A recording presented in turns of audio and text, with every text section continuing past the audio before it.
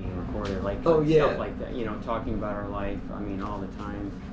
But as far as, this is the first time I've done it on a camera. That's cool. Yeah. Oh, well, thank you. I appreciate that. Thanks.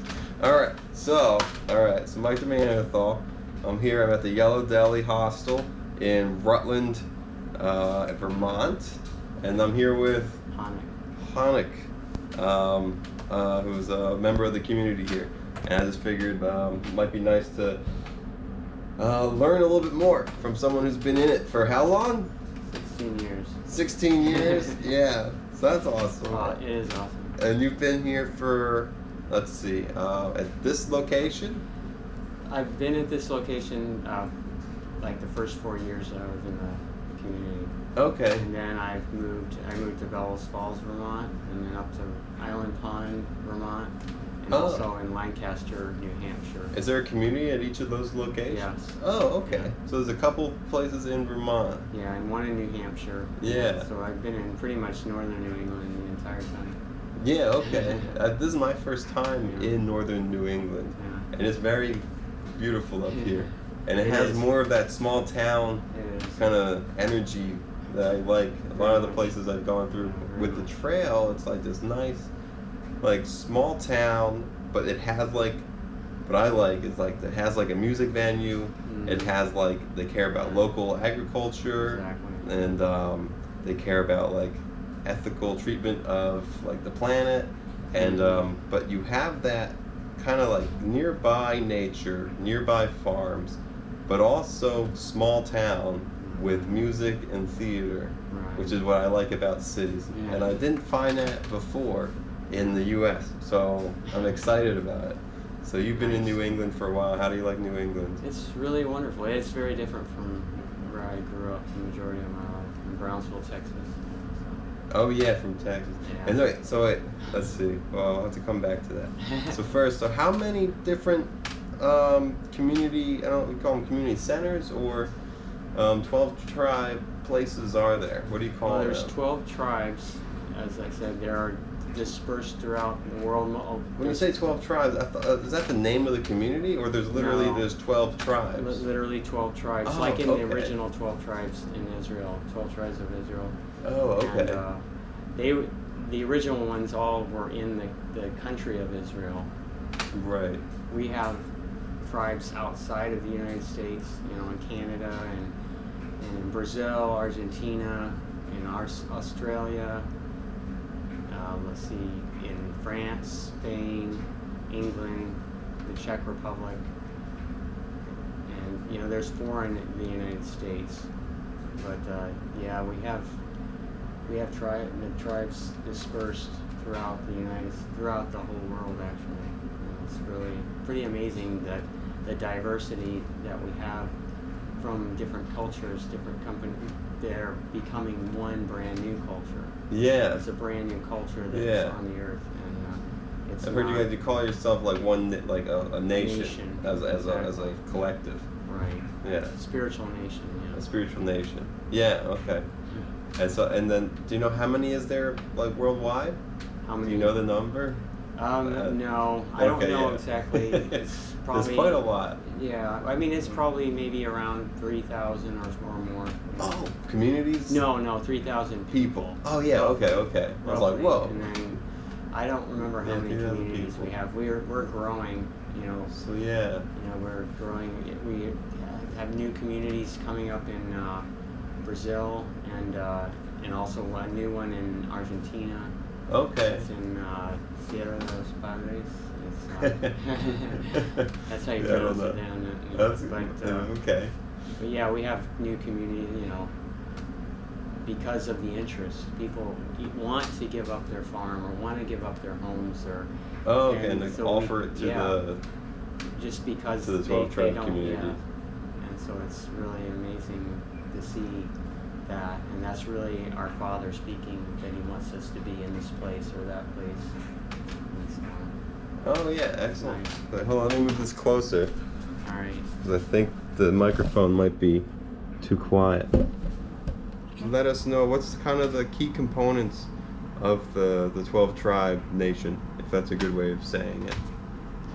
Well, we're founded on love, really, loving one another, loving our Father in a real way, in a life application way. So when you live together, there are needs. People have needs, and we are here to meet those needs. It could be a spiritual need, it could be some physical needs, you name it. Moving their stuff from one room to another, or spiritually needing some encouragement. Yeah. It's anything. It's all kinds of things. When you live together, we go through things together. We help each other through those struggles. Because in reality, everyone goes through struggles, but we have each other. And it's not a closed community or closed 12 tribes. It's open to anyone who has a heart that wants to live for something greater than themselves. Really something greater than what they see. Because you can make all kinds of money and have all manner of stuff and things like that, but really what matters is what can I do for someone else. It's simple. It's just a simple thing, really, and we're living for that. Yeah. And it's that witness that's going to bring back, it's going to bring this world to a focus of, there'll be a witness on the earth that's never been seen. What do you mean by witness? I don't know what a that witness term is where it's not just somebody having the right doctrine or saying the right things or having the right interpretation about the Bible. It's about seeing people actually living together in love and unity and helping one another and sharing all things that they have in common to really meet people's needs. So it's a witness of the life in the Bible being lived in a real physical way. And it's really, really okay. So the witness is the culture of the community itself, and not a particular person or being. Right. It's not the act of the community itself. Right. It's the life, I guess you could say. The life. Yeah. Okay. Yeah. Oh, excellent. Cool. Nice description. Thank you. And I wanted to ask about the big part of the operation here, and I guess everywhere has a Yellow Deli. Not every single community has a Yellow Deli. That would be our heart for that to happen, because it's a great place for people to come and see our life, where they don't feel like, well, that's somebody's house and I don't want to impose, or whatever. Even though we don't feel that way, we would love to have anyone in our homes. Anyone's welcome. Yeah, everyone's welcome. Feed you our awesome food, but instead we make a restaurant. Yeah, we have a restaurant. Not to say you can't go. You're welcome to our home still, but it makes other people feel more comfortable to say, well, we can go to this restaurant. I feel good about that, and then they see us and they can ask questions. And we can really, we say we serve the fruit of the Spirit, why not ask? And really, we're not here to just serve physical food and that's delicious. We're here to serve the fruit of the Spirit, which is love, joy, peace, patience, kindness, goodness, gentleness, faithfulness, and self-control. Okay, There's 9 aspects, and really, if you have if you're filled with the Holy Spirit, those 9 aspects are going to come out of you towards other people, not just me by myself, because I can have those good feelings by myself, but when confronted with circumstances, situations, and struggles going on, we still need to have it, and but it's not coming from my natural being, it's coming from the Holy Spirit. You're right. Because we can't have that. I mean, really, we can have a natural form as a human. Yeah, we can have a natural form of it. Right. But in reality, it takes, for having spiritual love coming out of us, or spiritual peace, it takes being filled with the Holy Spirit. You're right, okay. Yeah, I understand that. And then another big part, is, the food that you serve at this Yellow Deli. I don't know what it's like amongst, there's many Yellow Delis, and I know the food that you serve here, you make the bread comes from, I guess the grains or the spelt. I'm not really sure what these terms. I can't visualize what that spelt versus wheat. Are they just two different grains? It's spelt So as like an ancient grain, and wheat is like comes from that somehow. Yeah. Wheat comes from spelt. spelt. Oh, okay. So spelt is ancient. Okay. So you guys have your own, you grow it, and you have a mill, and you powder it, and then you bring that to the Yellow Deli, and make delicious challah bread and I don't know, delicious other breads too. We make breads for our deli, and we make breads for one another, and so we use the spelt to bake bread, but we also have wheat in our deli, wheat bread in our deli, and rye. Yeah, so we have other types of bread, and we have gluten-free breads, even though spelt doesn't seem to bother at least the majority of people that have gluten. I didn't know that. Yeah. Okay. And then so how much I don't know if you know, what percentage would you say of the food at Rutland's Yellow Deli comes from either this farm or other farms, other 12 tribe farms in the USA, or otherwise? A very large percentage. It would encompass all the bread and or most of the bread and pretty much almost all the produce. Really, almost all the produce. Almost all the produce. So, but the meat is going to be coming from other places, distributors. Okay. And cheese. We do make some of our cheese. Most of it, I think. I'm not sure how much we use of our own cheese in the deli. I don't know that I'm not sure if we use any of it. Yeah. But we do. We might just be buying the cheese.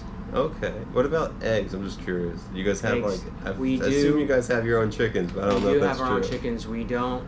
I don't think we use our own eggs in the deli. We use our own produce, but I'm not sure. But I believe that we do use our own eggs in our home. Yeah. We use our own eggs in our home, but I don't know that we use our own eggs in the deli. Okay, yeah. So it's still there's certain things awesome. that we want to make sure, until maybe we have a better understanding of the connection between our farms and the deli and the FDA, and making sure everything is is under the regulations, so that everything is done properly, because we respect the law. We're not and so the state we're in, the country we're in, we don't try to subvert exactly, the legal system. Not at all. So we want to be respectful. Yeah, that's excellent. And then it takes a little bit more effort, especially with the eggs and meat stuff. It's a lot more restrictions and stuff. Right. So that's pretty cool. And then the last thing, if you don't mind, is you said something really cool. This place, the Yellow Deli, is open. This is 24/5, and that's Sunday at 12 o'clock noon, 12 noon until Friday at 3 p.m. afternoon. Exactly. And I asked you why are you guys open 24 hours during that time? And then they take off and then you guys take off for the Sabbath, for the day of rest. And I was just curious, why not do you can close at 12 and you can open up at 6. It's you're open most of the time. And I was so why you guys could sleep if you wanted to, because that's a hard night shift is the hard thing to do. I was why are you doing it? And you had a wonderful, and I just want to ask it here too.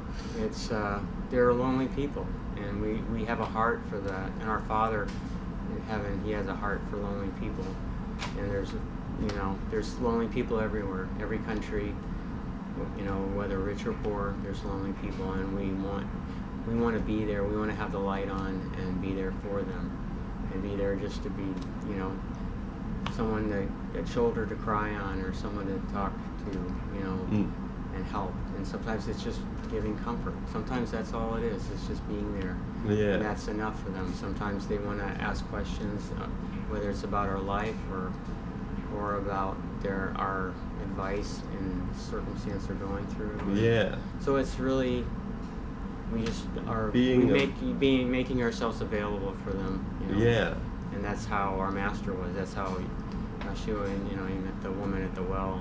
She was just by herself, and He spoke to her, and just His compassion and His love for her caused her to think that He was the Messiah. And so she went and got the whole town. Oh, right, yeah. And brought the whole town and says, could this be the Messiah? Because He showed a kindness to her. Yeah. That light, I guess that would be like that spiritual love you were referencing earlier. Yeah. You could feel that.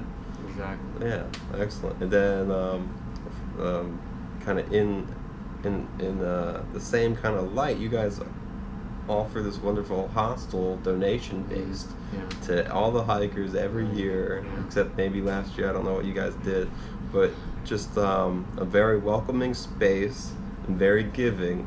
I've received many gifts here from several of you I don't know, of you guys, and so I'm very appreciative of that. And what's the hostel like? Not obviously not every 12 tribe community is going to have hostels set up. So like, I don't know. Do you know the story of the hostel? How that came into being? And it seems like a very like core component for the people here. It's interesting that we had the building here with the space that we're using for the hostel before we had the idea of having a hostel. Okay. We didn't plan it like we bought this building because it's close to the bus station and it's close to the places where hikers are gonna want it, and all these things. It's next to the library, which is awesome. Yeah, that's my personal. It's very conveniently located for hikers. Yeah. But it really is. It was inspired by our Father.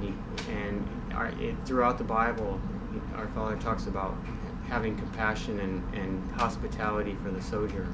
And that's really something deep in his heart. It's always been. And so we want to take on his heart. And we love showing hospitality to hikers. They're wonderful people. People are really wonderful. I've done a lot of hiking myself, and I enjoy it. But I've enjoyed the people out there. I have. Yeah, they're really wonderful, and so we want to have that love for you all, but not our natural love. It's not our natural love and our natural this and that, but it's really the love of our Father being poured out, because it's really His love that we're allowing to be expressed. His love, He really has a heart for the sojourner.